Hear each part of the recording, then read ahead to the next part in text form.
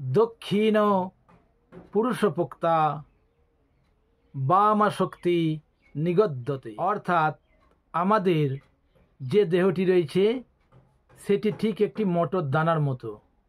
আমাদের দক্ষিণ দিকটা পুরুষ, বাম দিকটা নারী, অর্থাৎ এই দুটি ভাগের সমন্বয়ে একসঙ্গে যখন মিলিত হচ্ছে তখন সেখান থেকে অঙ্কুরোদ্গম হচ্ছে, সৃষ্টি হচ্ছে বীজের। অর্থাৎ আমাদের যে দেহটি রয়েছে সেটি ঠিক একটি মটর দানার মতো। আমাদের দক্ষিণ দিকটা পুরুষ, বাম দিকটা নারী।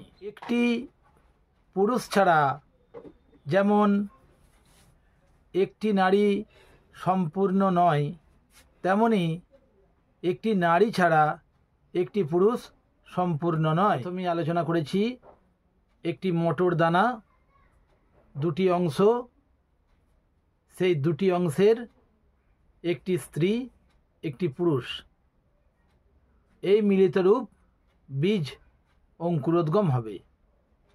এই সূত্রটি ধরে যে সংস্কার আমাদের নিকট উপস্থিত হয় তাহাই বিবাহ সংস্কার।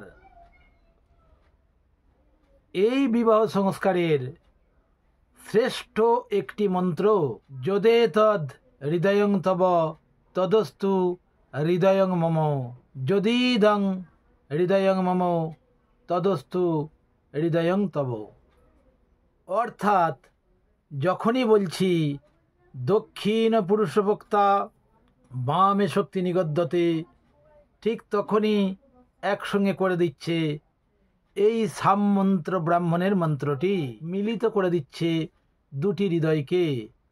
যদে তদ হৃদয়ং তব তদস্তু হৃদয়ং মম, যদিদং হৃদয়ং মম তদস্তু হৃদয়ং তব। দুজনাই বলছে, পুরুষ এবং নারী উভয়ই বলছে। এখন আসব এই মন্ত্রটির অর্থ সম্পর্কে।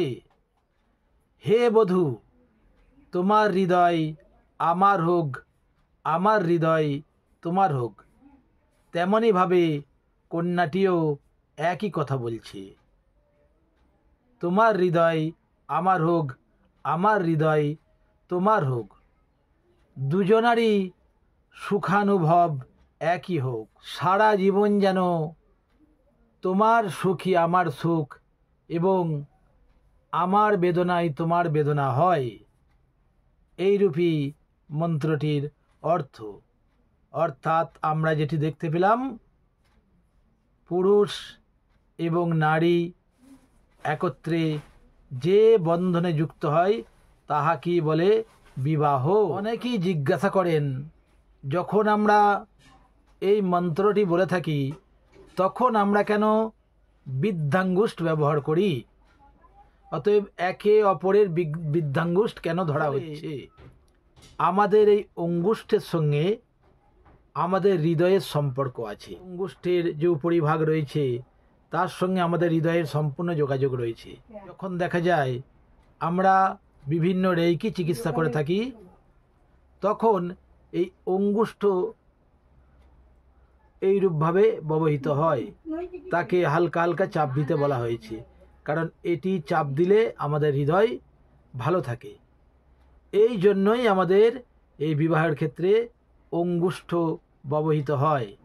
আমাদের শাস্ত্র কতখানি বিজ্ঞানসম্মত সেটি এই বিবাহ ক্ষেত্রে প্রমাণ। সকলকে নমস্কার।